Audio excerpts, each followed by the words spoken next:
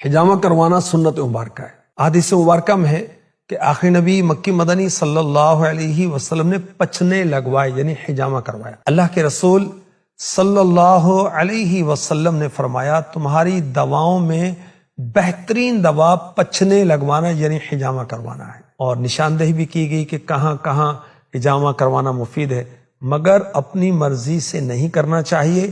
احادیث کے علاج بھی ڈاکٹرز کے مشورے کے ساتھ کرنا چاہیے۔ حجامہ کی وجہ سے خون کی گردش بہتر ہوتی ہے، خون میں آکسیجن اور غذائی اجزاء میں بھی اضافہ ہوتا ہے، جلد کی صحت بہتر ہونا شروع ہو جاتی ہے۔ حجامے سے کیل، محاسوں اور ایگزیما جیسی جلد کی بیماریوں کے خطرات بھی کم ہو جاتے ہیں۔ سانس کی بیماریوں سے بھی شفا حاصل ہوتی ہے۔ حجامہ کے لیے دیگر علاجوں کی طرح حجامہ کرنے والے کا ماہر ہونا ضروری ہے تاکہ فوائد حاصل ہو سکیں۔ حجامہ کروانا سنت مبارکہ ہے۔ حدیث